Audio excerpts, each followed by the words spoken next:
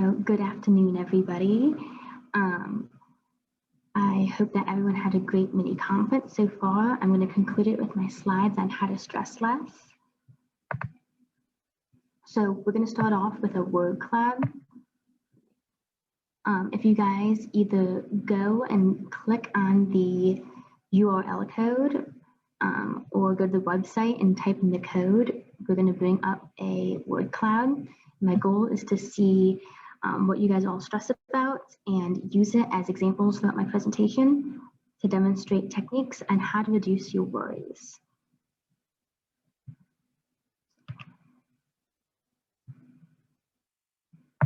Should pop up here, and I think you can submit more than one. I think you can submit up to 3. You don't have to submit 3, but as many as you would like.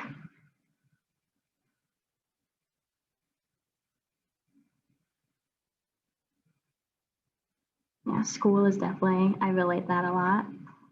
Homework, grading papers, too many things going on, procrastination, relationships, being late, maintaining relationships, the future, I feel that. The job search, being late, family. These are all very relatable ones to me as well. Right. Present again. So we're going to talk about this, and then also I want to start off with a warning that my techniques and tips and tricks that I've developed over the years are not an end-all be-all to totally eliminate stress. Mental health is a very serious issue, and it can require a lot more than just techniques that you pick up in a book. So whether that's medication or whatnot, it's very important. So fair warning. So I want to say, why am I qualified? Why am I talking about this as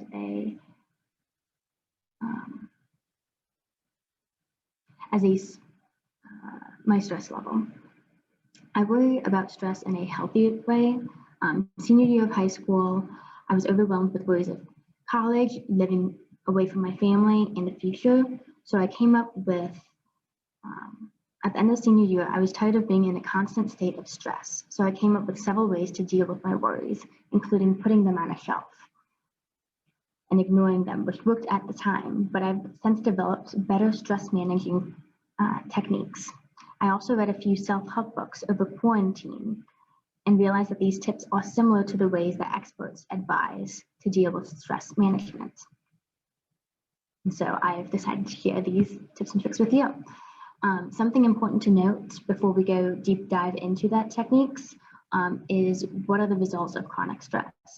And looking at the results of chronic stress can also be healthy because you realize this is something that you want to avoid. Because even though a little bit of stress can be good for you by keeping you on your toes and focused on things, chronic stress is really bad. Whether the stress comes from big things like career choices or little things like whether or not your lab partner likes you, chronic stress can be the cause of many health problems. Dr. Carolyn Aldrin of the Center of Healthy Aging Research at Oregon State University says, people who always perceived their daily life to be over the top stressful were 3 times more likely to die over the period of the study than people who rolled with the punches and didn't find daily life stressful. It's a little scary, but it's just something to keep in the back of minds. So I want to start off with don't sweat the small stuff. Worrying about whether your hair looks perfect or how many exclamation marks to put at the end of an email isn't worth it. Put an end stop to your worry and tell yourself that you're going to stop thinking about it and move on to something else. I know quarantine has given us a lot of extra time to be anxious, but staying busy and forcing yourself to think about other things will help reduce your anxiety. So take a moment to think of the most embarrassing thing that someone else did. If you ever get into a stress ball about remembering something embarrassing that happened to you a while ago, remember that as humans, we're a lot more self-absorbed than you think. I'll give an example of my most embarrassing moments. First day of in-person classes, and almost an in almost a year. I accidentally walked to my professor's office instead of the classroom, so I have to dash across campus to his classroom, and so I'm a few minutes late. I want to make a good impression, and despite the late start, so I raise my hand to ask him to elaborate on whether the input resistance is coming from, and he says in front of the entire class, "That is a bad question." Additionally, he's later interrogating another student, and the other student is struggling to come up with the answer. I know the answer, so I raise my hand and he calls on me. At first, he can't hear me speak because I'm a soft-spoken person with the masks, especially, and so he keeps asking for my answer and asking for my answer. And then finally, I say the answer and he hears me, but he totally disregards my answer and goes back to the other student. Even though my ego is very bruised, I end up going to talk to him after class, formally introduce myself, and he is a lot friendlier one-on-one. Even though, yes, I told that story to a few friends in that class a few weeks later, and they all vaguely remembered that happening, but they said that they would have forgotten about it if I never brought it up to them. Even now that they did happen to remember it, who cares? It's a funny story now, and there's a famous AJR song that says 100 bad days makes 100 good stories, and me getting roasted on the first day of class was a bad day, but it makes a good story. So think about that if you ever get into a ball of worriness about what other people think about you. So instead of looking at an embarrassing moment, let's say your stress comes from a larger problem that you need to solve, like most of your items in the word cloud. We look at this issue in 3 different steps. 1, what is the worst possible end result of this problem? For example, say you're looking for an internship or job opportunity, and the worst possible result is that you don't get one. The second step is to accept this worst case scenario. Set your expectations low. If you don't get an internship offer, you can work at a local restaurant or take summer classes. Or if you're looking for a real job, you can find temporary work until you find a real job. And the third step to this process is calmly try to improve upon this worst case scenario that you've already mentally accepted. Apply to a bunch of different internships, and chances are you'll get interviews and be offered an internship. It's a numbers game. If you're still worried about something, look at the problem logically. What are the actual odds of this thing happening? Walk through the reasoning of you not being able to get an internship. Yes. Another problem-solving technique is identifying all possible solutions technique. The first step is identifying the problem. For example, maybe you didn't do as well as you wanted to on a midterm. The second step is identifying the root cause of this problem. In this case, I crammed all my studying into the day before the midterm, or the 2 days before the midterm. The third step is looking at the possible solutions. This includes doing the same thing as before, totally winging the exam, breaking up the studying into smaller chunks throughout the week, making a study guide, etc., etc. The fourth and final step for this solution is using the best solution or a combination of the solutions. In this case, in the midterm example, making a study guide and planning out different chunks to study in the days leading up to the exam.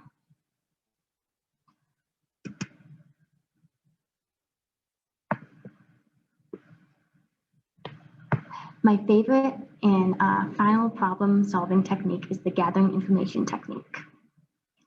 Another scenario that you may have been struggling with is the decision to go to grad school. In order to make a large decision like this, you need to gather as much information as possible. Do your research, talk to your peers and mentors, look at the information, the financial cost and gain of this decision. Planning all this out as soon as you have the information is important. I recommend weighing the facts in a pro-con list, listing out all the pros on one side and assigning them values 1 through 3. 1 being the least important and 3 being very important. Do the same thing on the con side Add up all the total values on the pro side and all the totals of the con side and compare the two values and see which one is greater. And that can help guide your decision. Once you make your decision, focus on carrying out that decision and stop stressing about whether or not you made the correct decision.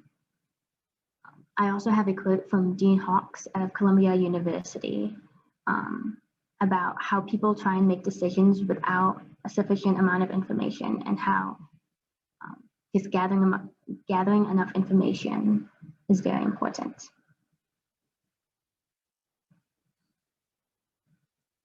All right, say that your decision or problem does not resolve the way that you wanted it to, or maybe you lost an opportunity due to COVID. It's good and important to take time and mourn that loss. However, it's unhealthy to constantly stay in an unhappy mindset. Accept the inevitable and cooperate with it. I know some people mentioned family and relationships in terms of things that we stress about. And going along with that example, you can't prevent your parents from getting old, because there's no use excessively worrying about how they age. Your worrying isn't going to do anything to change that. Or maybe you're worried because you got COVID. You can't cry over spilled milk. You can't go back and change the past. You wouldn't be who you are today without going through all the different things that you experienced in your life.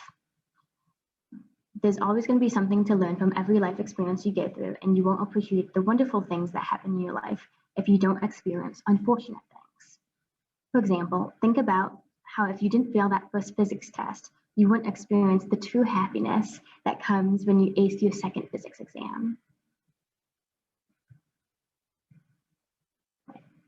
There's this popular idea going around on social media, on TikTok, known as hot girl energy. It's a confidence mindset where you hype yourself up, think positive thoughts only, and go on walks. And although it's just a trend on social media, it is rooted in science. Having a motto allows you to express a personal reminder or idea to yourself. For example, my motto for forever has always been, be nice, be kind. It's a healthy reminder to be nice and be kind to others, but also to myself. Exercise is linked with improving mental health, self-esteem, and cognitive function. Something that has worked for me has been exercising with others, because it helps keep me accountable, because it can be pretty easy to procrastinate exercise. Also saying yes to opportunities in terms of things that come your way. So say, for instance, you had the opportunity to speak to the CEO during an internship meeting with all the interns in the company. If I were you, which I've done, do some research and then come up with a really good question that stands out and makes a good impression on the CEO. And from there, it shows off your hot girl energy and allows you to make a very good impression. Another good idea based in hot girl energy is the being gracious for everything. We're extremely lucky to be where we are right now. If I was born 400 years ago, I could be married to a 50-year-old man and be in my 5th kid. But instead, I get to attend the top university for engineering in the entire state of Ohio, and I have a great support system of friends and family. One of my friends used to type out 3 things that he's grateful for every single day. Whether it was the weather is beautiful, she got to talk to her sister today, or she went for a run and she got to enjoy that outside. Being appreciative of the little things is important. Similarly, being kind and helpful to others releases serotonin and dopamine, which can put you in a positive mood. Complimenting a stranger or reaching out to an old friend for coffee can help spark joy. I know we talked about how staying in contact with people can be a stressor, but think about it more as reaching out to people and staying in contact with people will bring you joy, and it will help you feel better about yourself as part of the hot girl energy. What if you have a toxic ex-boyfriend or a roommate who spread unkind and untrue rumors about you? It can be difficult to be confident when you're focused on negative energy. So you have two options. You can either, one, ignore them and cut them out of your life. Don't go back to that boyfriend and ignore that evil roommate. Or the other option is sympathy. Instead of hating these people, let's pity them and thank God that life has not made us what they are. Instead of hating them or seeking revenge, give them understanding or sympathy, or help or our prayers. Even though this option is a lot harder, I do recommend it because forgiveness takes a physical weight lift off your chest. I also have a quote from Shakespeare about heat nor a furnace for your foe so hot that it do singe yourself. So it's something interesting even Shakespeare knew back in a few centuries ago. All right, my final technique on how to reduce stress. I wanted to end with this slide about the 3 goals per month. Instead of coming up with a New Year's resolution that I'll forget by the end of January, I've been coming up with 3 monthly goals. These goals should be SMART goals: specific, measurable, attainable, relevant, and time-based. You create 3 small goals at the beginning of the month, but for instance, if you forget at the beginning of the month, you can always create them later on in the month. And then you implement them throughout the month. For example, during the beginning of March, I created 3 goals. 1, put lotion on my face every night. 2, giving up Reddit because it's a big time waster. And 3, listing out 3 things that I'm grateful for every day, similar to what my friend did on social media. All right, and then these are some books that I have read that has helped guide my philosophies to life, and I highly recommend them, especially the Dale Carnegie ones, which leads to this quote by Dale Carnegie: "Knowledge isn't power until it's applied." And a lot of my techniques that I went over are pretty self-explanatory, but if you don't apply them to your life, they're not useful. So if you think about one of your problems or a source of stress that you put in the word bubble and how you can apply those techniques to your life and to those problems. Thank you.